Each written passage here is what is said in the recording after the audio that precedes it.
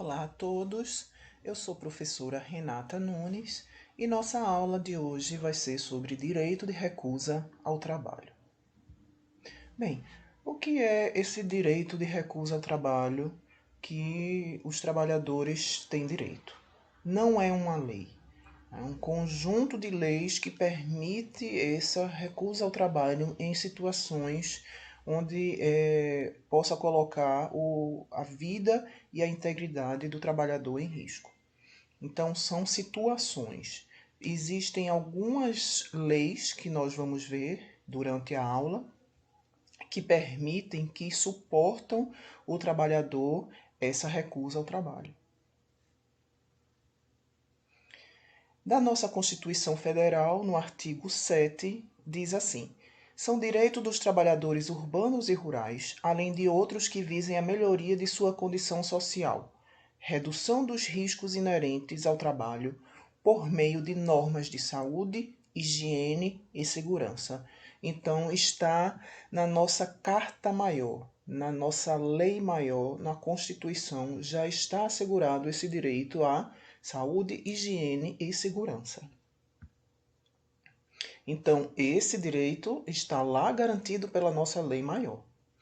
Quando esse direito é desrespeitado, ele abre ao trabalhador o direito de exercer recusa ao trabalho, ou até mesmo de se desligar da empresa, solicitando os valores a que teria direito em uma dispensa natural, ou seja, sem justa causa. A situação é a seguinte: existem condições onde o trabalhador pode se recusar ao trabalho, mas não é ele se recusar ao trabalho e ir embora para casa. Ele vai se recusar a trabalhar naquela determinada situação. Se não for resolvida, ele pode pedir demissão sem justa causa. Rescisão do contrato pelo trabalhador por exposição ao risco. Outra legislação. Artigo 483 da CLT, Consolidação das Leis do Trabalho, que diz assim: o empregado poderá considerar rescindido o contrato e pleitear devida indenização quando correr perigo manifesto de mal considerável. Então, quando ocorrer esse perigo de mal considerável, ele pode pedir a rescisão do trabalho, do contrato de trabalho e com as devidas indenizações. Outra legislação, um embasamento normativo, direito de recusa ao trabalho, está na norma regulamentadora 9. Ou NR9. Essas normas regulamentadoras, elas não são leis, mas elas têm força de lei porque elas são citadas na CLT. Então, a CLT manda observar o que está na norma regulamentadora. Se a empresa não tiver de acordo com isso, ela é notificada, multada e tomada as devidas providências legais. No item 9.6.3, diz que o empregador deverá garantir que, na ocorrência de riscos ambientais nos locais de trabalho que coloquem em situação de grave e iminente risco um ou mais trabalhadores, os mesmos possam interromper de imediato as suas atividades, comunicando o fato ao superior hierárquico direto para as devidas providências. Mas o que significa risco grave iminente? Que situações são essas? Aí nós vamos para a norma regulamentadora 3, que nos traz a explicação, no item 3.1.1. Considera-se grave e iminente risco toda condição ou situação de trabalho que possa causar acidente ou doença relacionada ao trabalho, com lesão grave à integridade do trabalhador. Que condições são essas? Vai depender da atividade que o trabalhador desempenha. Pode ser uma falta de um sensor no equipamento, pode ser uma falta de proteção numa serra circular, por exemplo. Então, dependendo da atividade ocupacional desse trabalhador, existem normas que regulamentam as atividades e e estão elencadas as condições de risco grave e iminente. Ou seja, o trabalhador pode sofrer um acidente ou doença grave que provoque uma lesão grave ou até a morte desse trabalhador. Outra legislação, um outro ponto da CLT, né, está lá no artigo 2, que manter o ambiente seguro é responsabilidade do empregador. O empregador é o responsável pela prestação de serviços. É ele quem contrata, assalaria e dirige a prestação de serviço da empresa. Cabe a ele o ônus, ou seja, o ônus são os gastos com esse serviço. Esses gastos podem ser o aluguel, os salários, as despesas com o INSS e, inclusive, a segurança do trabalhador, seja com proteção do ambiente, seja o arranjo físico, pode ser uma proteção do equipamento, né? Na parte de, coleção, de proteção coletiva, seja dos EPIs, os equipamentos de proteção individual. Então, o ônus, o gasto, o que se vai ter de gasto com a proteção do trabalhador, a saúde e a segurança do trabalhador, o ônus é todo do empregador. O empregado não tem obrigação nenhuma de arcar com essas despesas da sua segurança. E o bônus advindos da prestação do serviço, ele tem os lucros, né? Ele tem tanto os gastos, que são os ônus, quanto os bônus.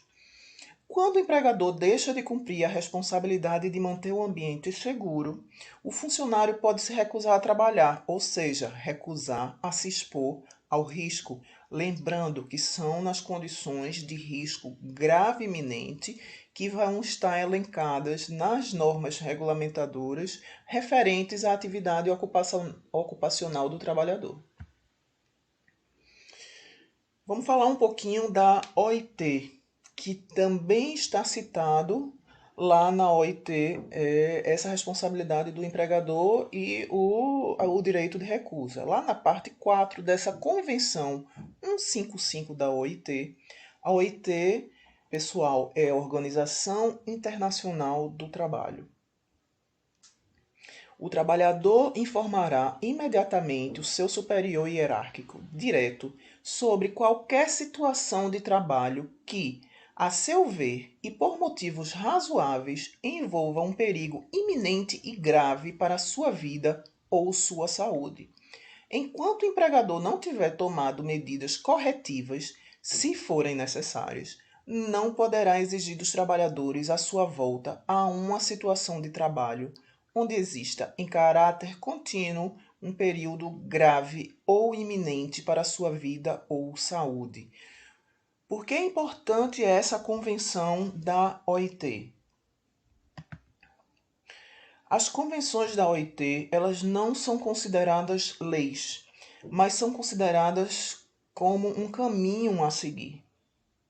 Ou seja, da mesma forma que a ONU tem, a Organização das Nações Unidas tem os países membros que se reúnem para discutir assuntos relacionados à paz, aos conflitos, né? Na OIT, os países membros, da qual o Brasil faz parte, os países membros se reúnem para discutir assuntos, temas relacionados à saúde e à segurança do trabalho.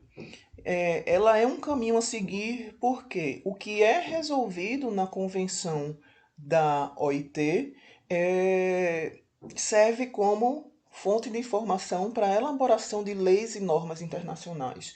Então, os assuntos são discutidos nas convenções, então se estabelece o que os países membros acreditam que é importante para a saúde e segurança do trabalhador, se escreve um documento, né, o resultado dessa convenção, cada país membro volta para o seu país comprometido em transformar, em elaborar normas e leis nacionais de acordo com sua estrutura legal, de acordo com o que foi definido na Convenção da OIT. Então, essa Convenção 155 já fala dessa à recusa ao trabalho, o direito à recusa ao trabalho. Então, para finalizar com uma reflexão. Nos dias atuais, a conscientização sobre o acidente de trabalho e seus malefícios para o trabalhador e para o empregador permite o aumento dessa própria conscientização, sendo inclusive item importante na certificação de empresas. Então, quanto mais conscientes os trabalhadores estiverem sobre os riscos de acidente, riscos de doenças do trabalho, né? Risco que os acidentes podem trazer, não só para a empresa, né? Mas para o trabalhador, para a família do trabalhador, para a sociedade. Tudo isso aumenta a conscientização.